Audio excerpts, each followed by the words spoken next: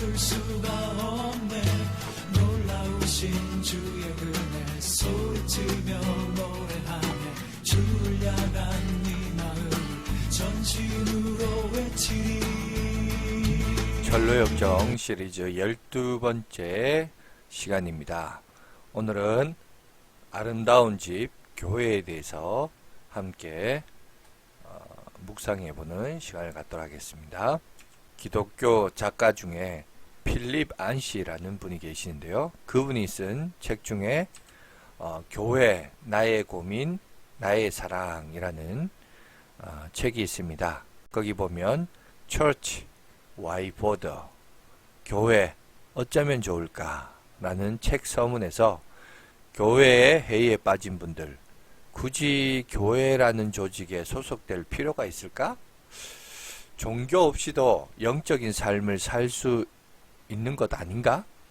기독교에서 하나님만 만나면 됐지 굳이 꼴보기 싫은 다른 그리스도인들과 관계를 맺어야 하나? 이 책에서 필립 안시는 자신도 한때 교회에 실망하며 교회를 떠난 적이 있었다라고 고백합니다. 그러면서도 다시 교회로 돌아와 교회는 자신의 삶의 절대적인 한 부분, 곧 자신의 사랑이 되었다라고 고백합니다. 그리고 이 책에서 교회에 대한 가장 아름다운 비유가 존재한다면 그것은 바로 집 혹은 가정이라고 얘기합니다. 그는 시인 로버트 프로스트의 말을 인용하면서 가정이란 내가 거기로 가야 할 때 식구들이 나를 받아주어야 하는 곳이라고 말했습니다. 가정이 확대판이 바로 교회요. 교회의 축소판이 가정이다 라는 사실을 우리가 좀 기억했으면 좋겠습니다. 존 버년도 같은 시각을 가지고 있었습니다. 그는 주인공 순례자 크리스천의 고난의 순례 여정 중에서 새 힘과 안식을 얻는 장소로서 아름다운 집을 설정을 합니다. 이 고난의 여정 중에 뜻밖에도 궁전 같은 아름다운 집이 그를 기다리고 있었던 것이죠. 그러면 존 버년은 그가 다니던 교회에서 실망이나 상처를 받은 경험이 없었을까요? 아마도 분명 그런 경험이 있었을 것입니다. 그렇다면 교회에 대한 상처와 실망에도 불구하고 존 버년이 크리스찬이 쉬어가게 될 상징으로서 교회를 아름다운 집이라고 부른 이유는 무엇일까요? 교회가 아름다운 집일 수 있는 두 가지 이유를 생각해 보도록 하겠습니다. 첫 번째, 교회는 아름다운 진리의 기둥과 터이기 때문에 그렇습니다. 사도 바울은 디모데전서 3장 15절에서 만일 내가 지체하면 너로 하여금 하나님의 집에서 어떻게 행하여야 할지를 알게 하려 함이니 이 집은 살아계신 하나님의 교회요 진리의 기둥과 터니라 라고 오늘 우리에게 얘기하고 있습니다. 여기서도 사도 바울은 교회를 살아계신 하나님의 집이라고 부르면서 동시에 진리의 기둥과 터라고 선포하고 있습니다. 기둥이 지붕을 떠받치고 터가 전체 건물을 떠받치는 것처럼 교회는 복음의 영광스러운 진리를 떠받치고 있는 것입니다. 또한 사도 바울은 로마서 10장 15절에서 아름답도다 좋은 소식을 전하는 자들의 발이여 라고 고백을 하고 있습니다. 복음을 전하는 행위가 아름다운 행위라면 복음은 더욱 아름다운 진리였던 것입니다. 이 복음을 수호하고 가르친 곳인 교회를 존 버년은 철로역정에서 아름다운 집이라고 고백을 합니다. 사도 바울은 이 진리는 어떤 형이상학적인 혹은 철학적인 진리가 아닌 예수 그리스도이심을 천명하고 있습니다. 우리가 3장 16절도 보시면 크도다 경건의 비밀이여 그렇지 않다 하느니 없도다. 그는 육신으로 나타난 바 되시고 영으로 의롭다 하심을 받으시고 천사들에게 보이시고 만국에서 전파되시고 세상에서 믿음 받으시고 영광 가운데서 올려지셨느니라 라고. 아멘. 아름다운 주님을 머리로 한 집이 바로 교회입니다. 그러므로 그리스도의 주님 되심에 대한 고백 없이는 아무도 이 집의 진정한 지체나 가족이 될 수 없습니다. 그래서 철로 역정에서 순례자 크리스천이 아름다운 집에 들어가 유숙할 수 있는지를 묻자 이 집 식구들은 여러 가지 질문을 하면서 그가 이 집에 유숙할 자격이 있는지를 시험을 하고 있습니다. 이 시험의 핵심은 이 집의 주인이신 그리스도에 대한 믿음의 고백이 있는가 였습니다. 존 버년의 시대에 청교도들은 한 사람이 교회의 가족이 되고 싶어하면 반드시 먼저 믿은 성도들이 질문을 통과하여 그가 믿음의 사람인가를 확인하는 절차를 가졌습니다. 특히 존 버년이 속한 침례교회의 중요한 교인의 자격은 거듭남의 고백이었습니다. 사실 요즘은 이런 것들이 없죠. 굳이 고백을 안 해도 심지어 교회 생활을 오래 했다 하시는 교회 직분받은 집사님이라 할지라도 이런 고백을 교회에서 안 하는 경우가 많습니다. 그저 한국 사람의 정서로 그냥 정으로 오래 다니면 믿었지 않았겠냐 이런 식으로 얼머부리면서 넘어가는 경우들이 많은데 옛날에는 신앙의 고백을 참 소중히 여겼습니다. 물론 이것도 하나의 중요한 절차이긴 합니다만은 이것도 나중에 이제 의미가 퇴색이 되거나 또 형식적으로 넘어가다 보니까 그냥 마음에도 없는 고백 해놓고 신자가 되는 경우도 있기 때문에 참 사람이 그런 부분에 있어서 참 사악합니다. 어떤 것을 제시하면 그 제시한 제안에 대한 원래의 의미를 잘 파악해서 그렇게 나가야 되는데 자신의 어떤 개인적인 목적에 의해서 그 사람들이 요구하는 수준에 맞춰주는 척하지만 실제로는 그런 믿음이 없이 할 때가 또 있기 때문에 그런 부분에 있어서는 우리가 좀 잘 지혜롭게 대처를 해야 될 것 같습니다. 크리스천이 아름다운 집에 들어가고자 했을 때 처음에는 겁을 집어먹고 뒷걸음치려고 했습니다. 왜냐하면 집 앞에 사자 2마리가 어슬렁거리고 있었기 때문입니다. 이때 아름다운 집 문지기가 그에게 말합니다. 사자들을 두려워하지 마시오. 이 사자들은 사슬로 단단히 묶여 있어. 이 사자들은 순례자들의 믿음을 시험해서 확신이 없는 불을 가려내고자 매여 두었을 뿐이라오. 길 한복판만 벗어나지 않고 오면 털끝 하나 건드리지 못할 것이오. 먼 훗날 영원한 하나님의 집인 천국에 들어갈 때도 내가 교인이면서 과연 이곳에 들어갈 수 있는지를 두려워하는 사람이 있을 것입니다. 대적 마귀는 우는 사자와 같이 으르렁거리면서 당신 같은 인간은 이 집에 들어갈 자격이 없다라고 말할 것입니다. 그러나 내게 예수는 그리스도라는 믿음, 예수를 구주와 주님으로 믿고 그 이름으로 구원받은 분명한 확신만 있다면 우리는 아무것도 두려워할 필요가 없이 당당하게 천국에 들어갈 수 있습니다. 왜 그렇습니까? 예수 그리스도가 나의 용서가 되시고 예수 그리스도가 나의 구원, 나의 영생이 되시기 때문입니다. 아멘. 교회가 아름다운 집일 수 있는 이유는 이 집의 주인이신 아름다운 주님께서 우리에게 영생의 진리가 되시기 때문입니다. 그가 바로 내가 곧 길이요 진리요 생명이라고 선언하시는 분이시기 때문에 그렇습니다. 두 번째, 교회가 아름다운 집일 수 있는 이유는 바로 교회는 아름다운 교제의 공동체이기 때문에 그렇습니다.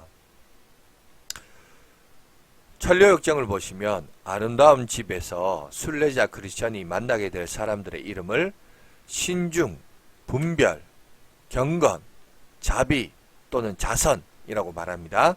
존 버년은 이를 아름다운 숙녀, 즉 아름다운 사람들이라고 부릅니다. 이 집에서 크리스천은 얼마 동안 머물면서 아름다운 교제를 갖습니다. 이들은 한동안 순례길에서 겪은 이야기로 꽃을 피웁니다. 이것이 바로 간증입니다. 그리스도인들이 중요한 교제 방식은 피차의 신앙 간증을 나누는 것입니다. 초대교회 교인들은 만나면 우선 간증부터 나누고 교제를 시작했습니다. 간증이 없이는 어떤 신자도 그 교회의 지체로 영입되지 않았고 성찬에 참여하는 것이 허락되지 않았습니다. 이런 전통은 청교도 시대에 다시 견고하게 회복되었습니다. 그들은 간증을 나눈 후에 식탁이 마련되고 상에 둘러앉아 교제의 식사를 시작합니다. 먹음직스러운 음식을 나누며 이야기꽃을 피웁니다.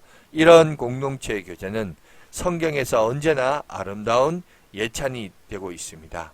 시편 133편 1절을 보시면 보라 형제가 연합하여 동감이 어찌 그리 선하고 아름다운고. 존 버녀는 이때 이들이 나눈 이야기의 핵심이 고난의 고갯길의 주인 그리고 아름다운 집의 주인에 대한 이야기였다라고 증언합니다. 문자 그대로 그것은 아름다운 주님을 칭송하는 교제였으며 이 교제에 뒤따르는 영적 안식과 영적 무장으로 순례자들은 남은 길을 용기 있게 갈 수 있었던 것이었습니다.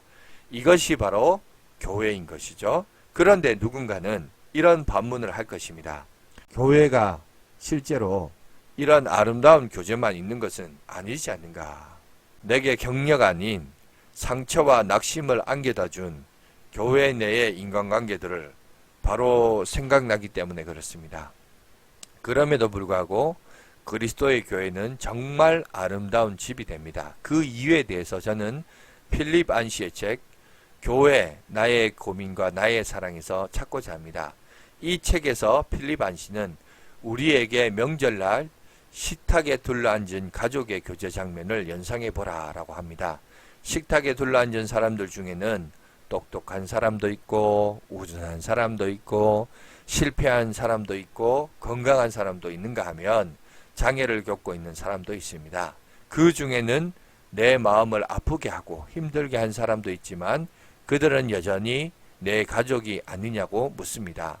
그는 건강한 가정은 강한 식구를 끌어내리지 않으면서 동시에 가장 약한 식구를 세워줄 수 있어야 한다라고 말합니다. 다시 필립 안시의 책의 한 대목을 읽어보겠습니다. 인간의 모든 제도 중에 유일하게 선택권이 없는 것이 바로 가족이다. 출생 자체로 이미 한 식구가 되는 것이다. 그러다 보니 우리는 이상하고 특이하고 별난 사람들과 본의 아니게 하나로 묶이게 된다. 그리고 교회는 본의 아니게 한 걸음 더 나아가기를 요청한다. 다 같이 예수 그리스도 안에 있기 때문에 이 이상하고 별난 사람들과 하나가 되라는 것입니다. 내 경험상 그런 공동체는 인간의 다른 어떤 기관보다 가족을 더 닮았습니다. 헨리 나우에는 영적 공동체를 정의하며 함께 더불어 살기 가장 싫은 사람들이 그럼에도 불구하고 반드시 함께 살아야 하는 곳이라고 정의를 하였습니다. 왜 함께하고 싶지 않은 사람들과 함께 지내며 일을 지속해야 하느냐라고 반문하는 이들이 있을 것입니다. 바로 그런 연약한 지체들이 함께 모여 용서를 배우고 사랑을 배우며 그 속에서 우리를 구원하신 하나님의 영광을 선포하는 공동체를 이룹니다. 이것이야말로 진정한 교제의 아름다움인 것입니다. 필립 안시는 감동적인 일화 하나를 우리에게 들려줍니다. 그가 살고 있는 미국 콜로라도주의 산골 마을에 에버그린 고등학교의 마을에서 유일한 오케스트라단이 있습니다. 어느 날 이 오케스트라가 베토벤 9번 교향악을 연주하게 되었습니다. 물론 숙련되지 않은 고등학교 관현악단에게는 매우 어려운 난이도의 곡이었습니다. 무모하기 짝이 없는 연주였던 것이죠. 그렇다고 그들의 연주를 무묘한 것이라고 평가할 수 있을까요? 사실 학생들로 구성된 수준 미달의 오케스트라 악단이 마을 사람에게는 베토벤의 음악을 들려주는 유일한 통로였음을 잊지 말아야 한다라고 필립 안시는 이야기합니다. 왜 필립 안시가 이런 이야기를 했을까요? 오늘날 교회들이 주님이 우리에게 맡겨주신 복음의 교향악을 연주하기에는 준비가 덜 된 공동체이심을 아시면서도 우리를 유일한 통로라고 생각하신다는 것입니다. 교회는 그 연약성에도 불구하고 복음의 교향악을 연주하도록 주께서 위임하신 유일한 공동체입니다. 우리의 악기는 더러 고장이 나 있고 더러는 제 소리를 내지 못한 채 변질되고 말았지만 그럼에도 불구하고 우리는 여전히 복음의 소리를 내도록 부르심을 받고 있습니다. 부족하고 자격 미달인 우리를 통해 오늘도 복음을 들어야 할 이웃들이 있습니다. 그들에게 주님의 복음을 날마다 증거할 준비가 되어 있습니까? 그 순간이 우리가 초대하는 이웃에게는 복음을 들을 수 있는 유일한 기회일지 모릅니다. 이 기회를 놓치면 그들은 아름다운 집을 경험할 기회가 영영 없을지도 모릅니다. 그래서 우리 모두가 아름다운 집을 소개할 수 있도록 어설프고 어설프지만 복음을 전하는 유일한 공동체 일원이 되기를 주님은 소망하십니다. 우리가 완전하다고 하나님의 교회의 일원이 된 게 아니라 부족하지만 그 부족함을 통하여 그리스도의 완전함을 오늘 우리가 드러낼 수 있기 때문에 오늘 저와 여러분들도 양화진 교회에서 믿음의 가족으로 일원으로 불러주신 하나님의 소망과 비전을 바라보며 하나님의 이 시대를 향하신 그 부르심에 합당한 삶을 살아가는 저와 여러분이 되었으면 좋겠습니다. 오늘은 여기까지 하도록 하겠습니다. 감사합니다.